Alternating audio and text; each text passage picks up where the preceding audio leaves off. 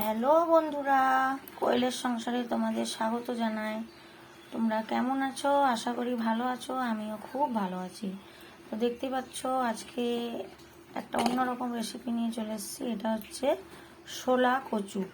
শোলা কচুটাকে এইভাবে কেটে নিতে হবে। তারপর এটাকে আমি হলুদ লবণ দিয়ে সেদ্ধ করব। তো চলো সেদ্ধ করি, তারপরে কিভাবে বানাবো তোমাদেরকে দেখাবো। তো দেখো, এখানে একটা আমি প্রেসার, তোমরা অন্য জায়গাতেও করতে পারো, আমি প্রেসার কুকার নিয়ে নিয়েছি। এখানে হলুদ আর লবণ দিয়ে নিয়েছি। জলটা একটু গরম হতে দিয়েছি। জলটা একটু গরম হয়ে আসলে আমি এখন দিয়ে দেবো এই কচুগুলো। কচুগুলো কিন্তু সিটি দেব না, ভাপে সিদ্ধ করব। সিটি দিলে কিন্তু বেশি সেদ্ধ হয়ে যাবে, এই জন্য আমি সিটি দেবো না। আর হ্যাঁ, আরেকটা কথা, লবণটা একটু বেশি দিতে হয়, না হলে কিন্তু কচুটার টেস্ট কিন্তু পাওয়া যায় না। তো এটা আমি এখন ভাপানোর জন্য ঢেকে দেবো। তো এটা হোক, তারপরে তোমাদেরকে দেখাচ্ছি। তো কচুটা সেদ্ধ হোক। কচুর ভেতরে যে মশলাটা দেব সর্ষের, তো দেখো ওইটা আমি কিভাবে বানাই। প্রথমে দিয়ে দেব হলুদের গুঁড়ো, সর্ষের গুঁড়ো। তারপরে দেব লঙ্কার গুঁড়ো।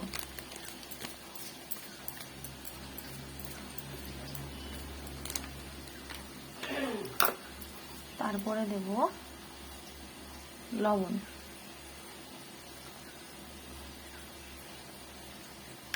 দিয়ে এটা আমি জল দিয়ে গুলিয়ে নিব।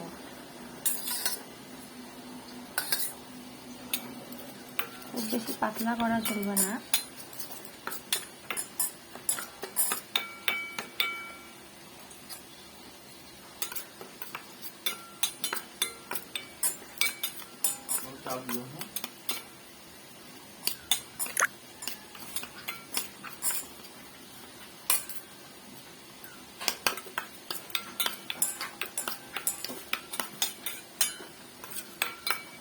এইভাবে আমি এটা করে রাখলাম। ওটা এখন সেদ্ধ হোক, তারপরে তোমাদের কাছে আসছি। এখন কচুগুলো সেদ্ধ হয়ে গেছে। এখন আমি দেখাচ্ছি কিভাবে আমি মশলাটা ভরবো। তো তোমাদেরকে তো প্রথমেই দেখিয়েছি কিভাবে কাটা হয়েছে, এই যে এভাবে কেটে রেখেছি। তো এর মধ্যে আমি এখন সবগুলোর মধ্যে এই মশলাগুলো ভরে দেব।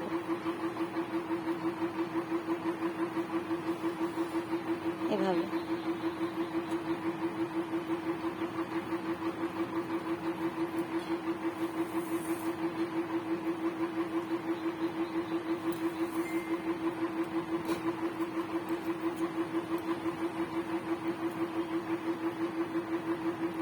এইভাবে দেখো। তো এভাবে আমি সবগুলোর মশলা ভরে নিচ্ছি, তারপরে তোমাদের দেখাচ্ছি কিভাবে করছি। তো এখন আর কিছুই না, এখন তো মোটামুটি হয়েই গেছে সব কিছু। তো এখন আমি কড়াইতে তেল নিয়ে তেলটা গরম করে নিয়েছি।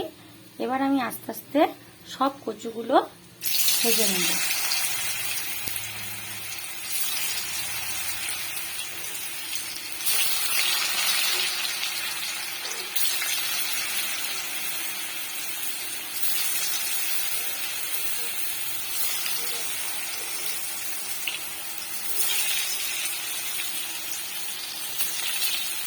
তো দেখো, সব কচুগুলো আমি দিয়ে দিয়েছি।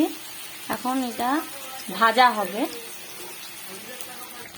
তো এখন কচুগুলো ভালো করে লাল লাল করে ভাজা হয়ে গেছে। তো রেডি হয়ে গেছে আমার মশলাদার কচু ভাজা। শোলা কচু কিন্তু অবশ্যই, কেননা কচু তো অনেক রকমেরই হয়। তো এটা আমি শোলা কচু দিয়ে বানিয়েছি। তো তোমরা এটা করতে পারো, ট্রাই করতে পারো, খেতে ভালোই লাগে। তো দুপাশ ভালো মতন আমি এভাবে উল্টে পাল্টে নিয়েছি, নিয়ে ভালো মতো লাল লাল করে ভেজে নিয়েছি। তো এখন আমি নামিয়ে নেব। তো রেডি হয়ে গেছে মশলাদার কচু ভাজা।